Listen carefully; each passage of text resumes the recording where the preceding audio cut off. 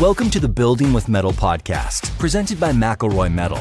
Whether you're a contractor, architect, designer, or building owner, we're here to help you build better with metal roofing and siding products. Welcome back to stage 2 of our conversation with Blair Neihouser from FBI Buildings on Barndominiums. In our first episode, in case you missed it, we talked about all of the advantages. We talked about why they are just going crazy in the industry. But if you're picking up with us today, we're going to get into the meat. We're going to talk about mistakes people made, trouble they have, and some things and ways that FBI Buildings and their team can help you if you're interested in the experience of a Barndominium. Welcome back to the show, Blair. It's awesome. Great to be here, Kathy. Excited to have round 2. Here we go. All right. So let's dig in. Clearly, as we talked about in round 1, there's a lot of upside to Barndominiums. But this time, let's start with what makes them a challenge? What mistakes do people make? How do they get in trouble? Great question. I talked a little bit about this last time. Depending on the customer profile, I think a mistake people make is they bite off more than they can chew at times. And so this is the building of a house. And we even talked about this last time. A lot of people think it's simple because it's got the word barn in it. I'm going to build a barn and I'll fill out the house and we'll be all good and things will be simple.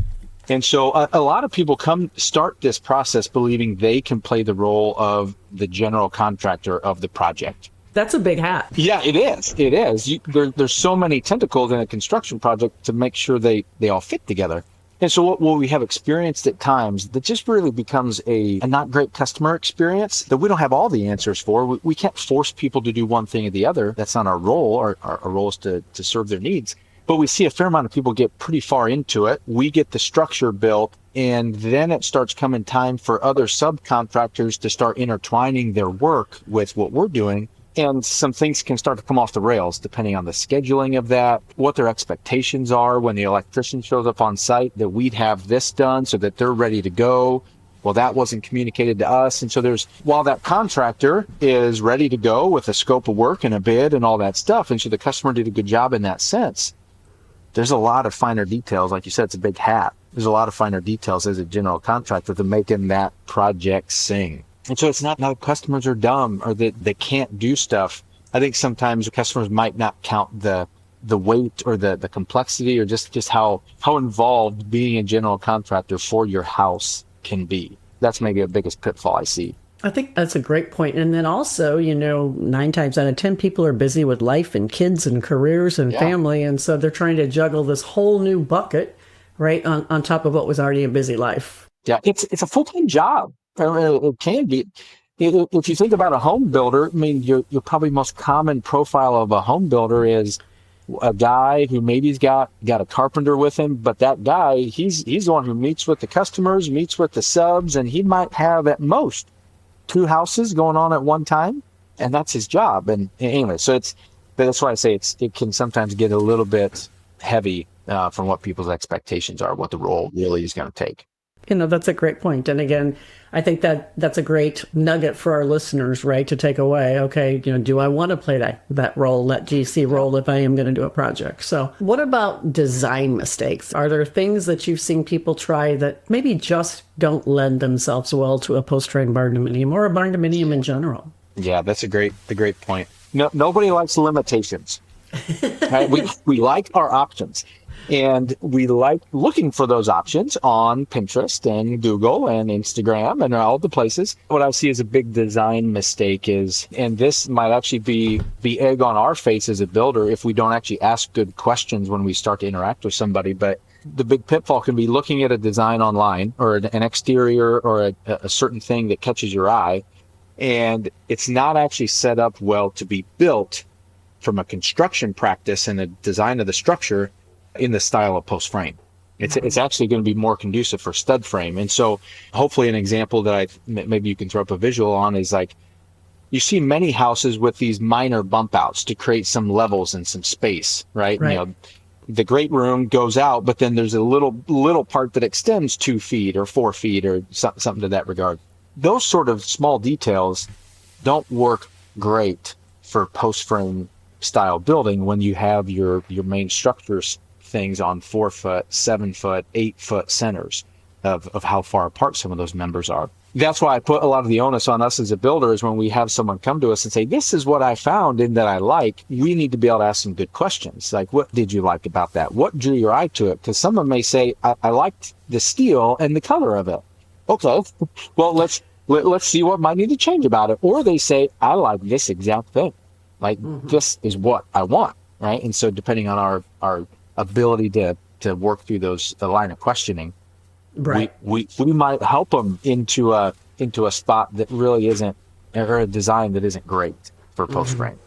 Yeah, I think that's, we'll talk in a bit about, choosing a partner for this, right? And I say, a contractor, but it's really far more than that. It's a partner, especially when you're talking about something as personal as your residence, whether it's a primary or secondary that, you're going to live in and make memories in with your family for decades possibly. So what about, is there anything with insulation or moisture issues that we should kind of talk to our listeners about? With post frame, there are a lot of ways you can insulate it. And just this soundbite might get a lot of reaction because there's people a lot smarter than me that probably have very specific opinions about how you insulate these buildings. Probably the most common way that people insulate them is putting fiberglass bat insulation in the wall cavity. The wall cavity is thick enough where you can get 6 inches or even 8 inches of insulation in your wall cavity, which provides a great thermal barrier. There's some other layers you want to have to that. You want to make sure you have building wrap or Tyvek is kind of the broadly known term on the outside underneath your steel, just to help with reducing air infiltration and some of that stuff.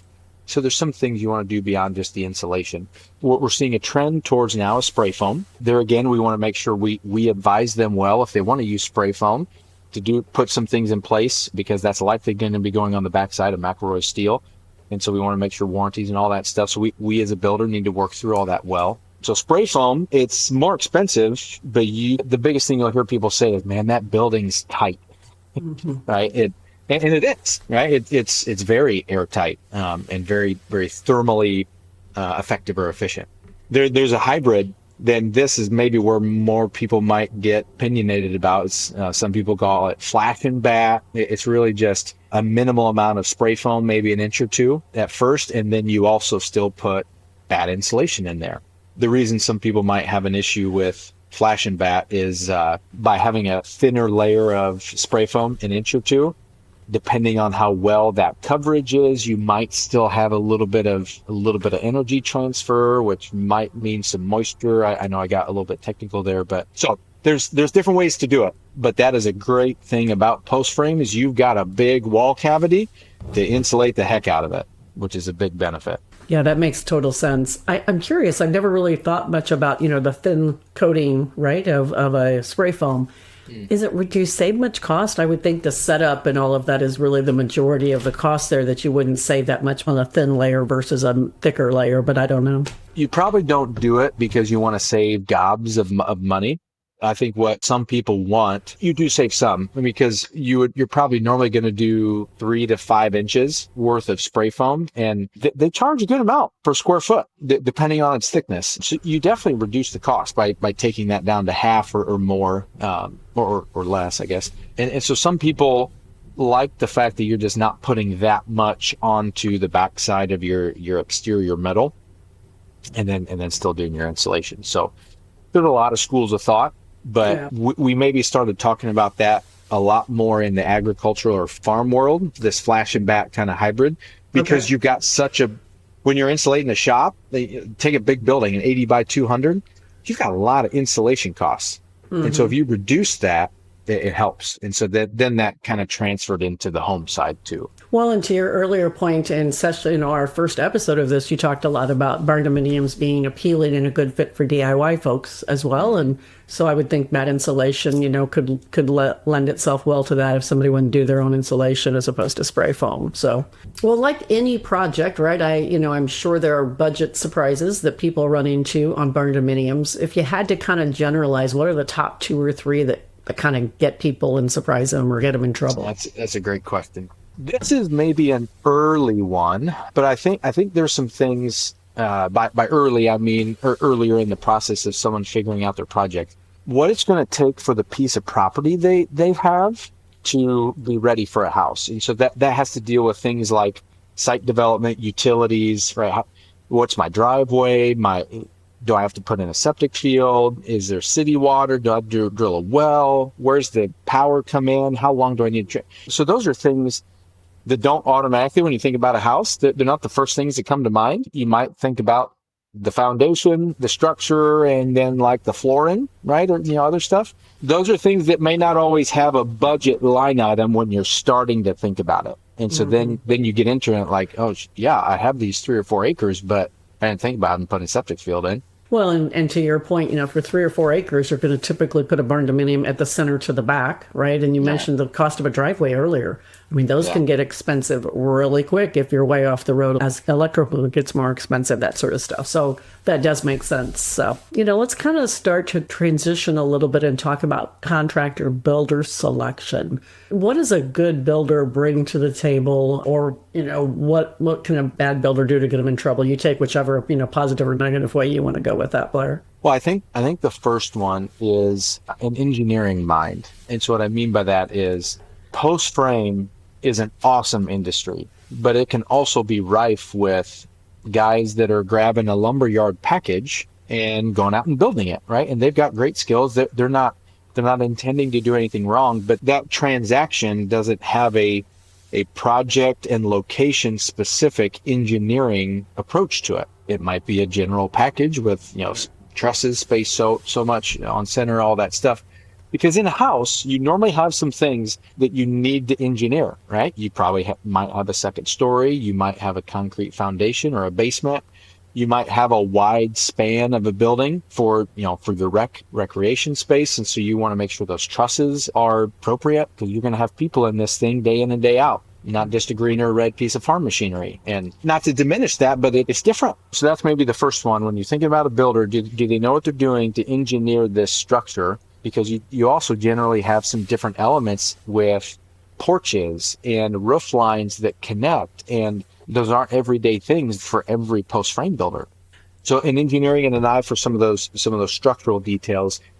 And then I would say that this maybe speaks more to your sales professional or the person from that builder who's going to be working with you, is do they have a good network? And by that I mean, can they help bring some good subcontractors to the table? Because you as a customer, this may be the one and only project you're trying to think through doing, and you may not have a good concrete guy or a plumber or as I mentioned on the last episode, a good residential contractor who can kind of grab all that inside stuff and just do it or work through that. A good builder will have people in their phone, right? That they can call or get you to call, right? So I think those two things are pretty critical.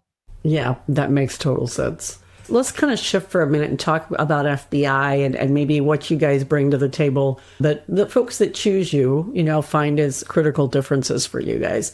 So when you look at projects that don't go well versus ones that really go well, what do you see as the difference?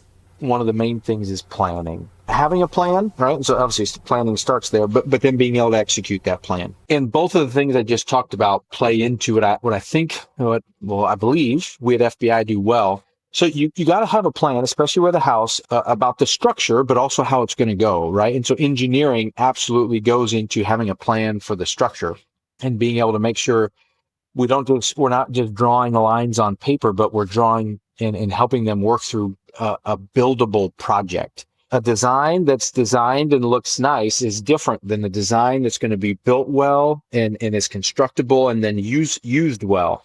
And by having our own in-house design, engineering, we're able to link those parts of the planning process directly. And a customer may not talk right to our engineer, but the sales professional or those from FBI working with customers, those individuals are right behind us, making sure that we're helping design something that's good. So let's take a minute on that. I think, first of all, that's huge, right? So, and we see that at McElroy even, right? Because, you can have a designer, but if they don't understand the nature of metal and what things you can do well. But I also want to hit, when we talked, one of the teasers we talked about was, working with a designer up front, right? Mm-hmm. And I want to make sure that people realize that you guys do offer design services at FBI buildings. Yeah. So there's a difference between designing a structure and designing a home layout. And so if I differentiate those, we have structural engineers on staff for Barndominium, like floor plans and layouts, and how big how should the floor plan lay out? Where should my bedrooms be? How big should they be? Right.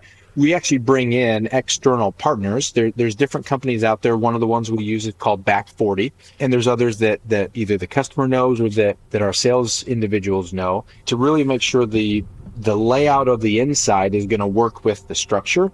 We bring in, I would say, a third-party professional to do that. And so that we focus on making sure the structure is right, and then a professional who designs homes, right, and the layout of those day in and day out does that well. Well, but it's exactly to your point earlier about the home builder. They've got the guy in the phone, right? Yeah.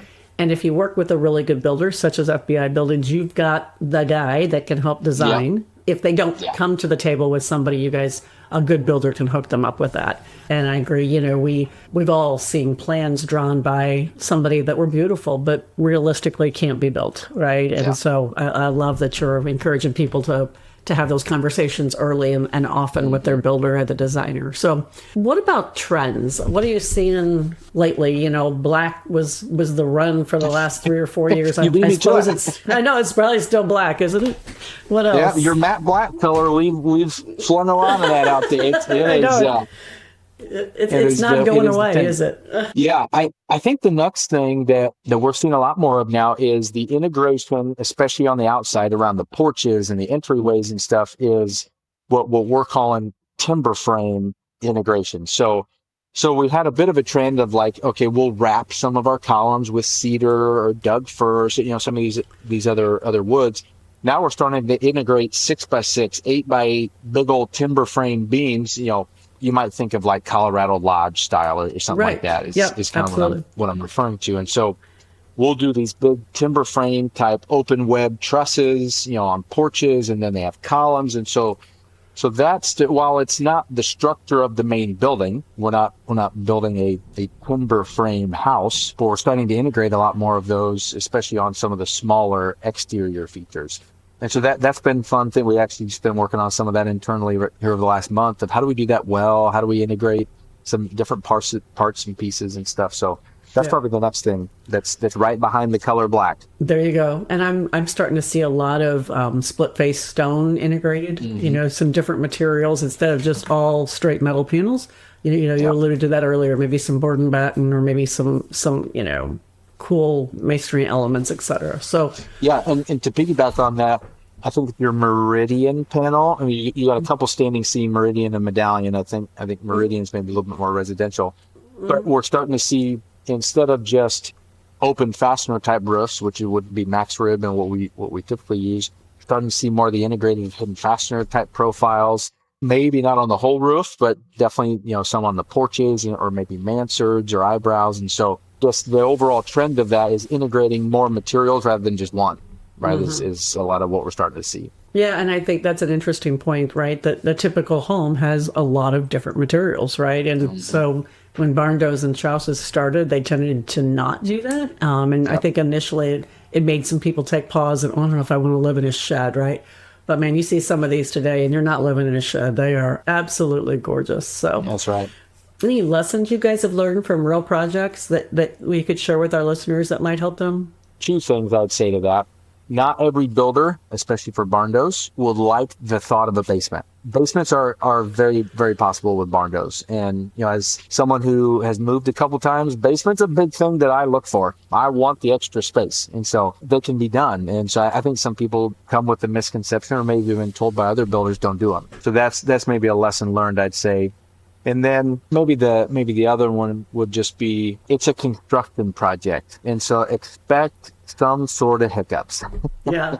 We always say construction is a messy business. Yeah, it's a messy business for sure. So setting that expectation up front is huge, right? Let's pivot a little bit and dig in. Let's talk FBI specifically. So in case our listeners aren't familiar with you, I know, McElroy and FBI have had a decades-long relationship, a wonderful relationship. But you give our listeners a feel for where all you guys are located, what type of projects you guys like to do. And then I think you guys maybe have even created some resources specifically for Barndos. So if you wanted to speak to those as well. Yeah, so quick bit of history. We are 1958. So to now, that's almost pushing 70 years, maybe 67, 68. If my math is right. So a few decades that we've been at this game. A lot of them in partnership with you guys. So you got a long history. Still a family business. We're on the third generation now, which is very cool. As large as we've gotten, it's still awesome to be in that camp of being a family business. Geography wise, we're going to cover the lion's share of Indiana and Illinois. We're getting into parts of Ohio. We're definitely into Michigan. We're in Iowa, and so we've got a pretty substantial footprint in the Midwest, which is an awesome thing. Something we're very thankful for.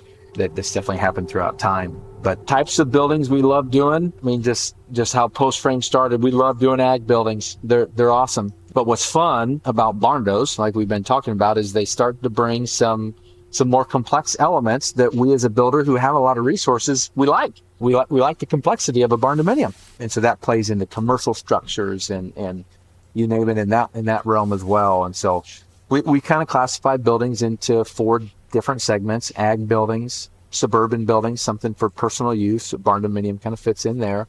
Equine buildings, stuff for horses. They're unique enough that we kind of put it in its own classification. And then commercial. So we do the whole gamut in a lot of our internal resources, from engineering to project management to our own crews to our own manufacturing truss plant, material procurement capabilities. We're one of the few. There's other post frame builders out there that do it front to back, relating to the structure. Talk to the customer, procure, design, engineer, and develop the prints to actually develop the materials to actually build it. Yeah, that puts you in a class of few for sure. And it's, works very, very well for you guys. So, all right. Well, a few things here. I want to kind of wrap up with some takeaways, Blair. So first of all, what mistake have you seen that is maybe the hardest or the most costly to fix? Your foundation. Your foundation is hard to fix. And so that can rear its head by picking a foundation that's not great for your building. And that's a bit of a uniqueness about post frame. You can have wood posts go in the ground, perma columns go in the ground, or a full concrete wall going in the ground. And depending on your design, there might be a good reason for all the different ones. And so not choosing the right foundation, and then also not picking the contractor to do that does a really good job, and then coordinating that well, because you got to coordinate your foundation with so many things. Your builder, your underground utilities, there's so much stuff that integrates there. And so that people have run into a lot of frustrations that have cost them big money. Yeah, I know from our personal standpoint, concrete is not I don't look for the cheapest price on a concrete project. Yeah, right? Yeah, that's just really permanent once it's poured. It's really permanent, and it is literally the foundation of your building. That's right. That's right. Oh, goodness. All right. So we talked about the biggest myth. I want to give our listeners the biggest myth. You talked earlier about cost. Is that the biggest myth, or do you have another one, that misconception that when people come to this, that one of the first things you have to turn them around on? I'll put both of these still at the top. It's still a two-headed beast, in my opinion. The one of the biggest misconceptions is that it's going to be cheap, or at the very least, a lot cheaper than another route. Right. It's not. It's a home. You're going to invest what you would normally invest in building a home. And then the other misconception is that by the fact of barn being in it, that I think this process is going to be very simple and take a very short amount of time. You're still dealing with a home. You got layout stuff, you've got utilities, you talked about septics, all those things got to be considered and figured out. And so it's a process. It's a process. So how many times are you asked if it's noisy when it rains? Quite a bit. The good thing is there's a decent amount of space between where you stand inside the building and your roof, way up top there. So we get that one a lot. In case our listeners aren't familiar, what we always tell people is, they may be associated with going and standing in a shed on a grandfather's property that wasn't insulated. And if you want to hear the rain, you can. You just don't put insulation on the regular roof assembly. But once you build an assembly like you would for a shingle roof or any other roofing material, it's the same or actually quieter. So we'll bust that myth out here as well. So do you have one piece of advice, Blair, if somebody's starting that maybe they should do, early on in the process? Yeah. Take advantage of resources. And you had mentioned this, and I didn't really hit on it earlier. There's a lot of guidebooks out there for this process. As trendy as it's become, people are trying to put good content towards it to help people through this process. And we actually have a plan book, or I should actually call it a guidebook, coming out here real soon. It's almost 70 pages. Oh my gosh. And so it starts early in the process and moves through it. We're not the only one that has one. There's others out there, but especially if building a home or construction is not something you're super familiar with, is start with some reading, and good reading, not just the first thing that comes up on Google, but builders or people that you can somehow decipher that look like they know what they're talking about. Hopefully we know what we're talking about. We've been around for almost 70 years, but we're trying to put all that expertise into how do you think about a project like this. And so guidebooks are just resources like that. Talking to a designer, talking to people that have built them. Start slow and do some reading. That's a great point. If somebody's wanting to get a hold of that guidebook once it comes out, what's the best way for them to find that? Yeah, we'll have a place you can go right to it on our website, fbibuildings.com. We've got a Barndominium page, or a spot dedicated to Barndominiums of floor plans and some different things. And so right there will be the quickest link to being able to access it on our Barndominium page on our website. So that'll be fabulous. What a great resource. So is that printed or digital? What should they expect? Nice. You'll be able to download it as digital or get it shipped to you as a printed copy. And because it's so big, there will be it's a small charge, but there is a small fee for it, because there's a lot of resources in there, from budgeting help to design things. There's a lot. For 70 pages, I'm sure it would pay off very quickly and putting everything at your fingertips. So, all right. Well, you mentioned your website, fbibuildings.com, obviously. Blair, if somebody wants to connect with you personally, is there a path, LinkedIn or a phone number that you'd like them to reach out in case they want to have direct questions? Yeah, LinkedIn's great. I don't check it all the time, but my number, 309-252-0607. It is text, phone call. I'm always available. Or for sure, if you want to get in touch with just FBI and have us direct you to the right person, calling our corporate office is probably the best way to get in touch with the right individual here at FBI to help you. Awesome. All right. Well, thanks for joining us for episode 2 of Barndominiums. I'm sure that there's much more. We might have to have you back a third time yet, but we appreciate your time, Blair. Awesome. Thank you, Kathi. Thanks for listening to the Building with Metal podcast, presented by McElroy Metal. To stay up to date with our latest episodes, be sure to subscribe wherever you get your podcasts. Visit us online at www.mcelroymetal.com for more info and products. Until next time, keep building with metal.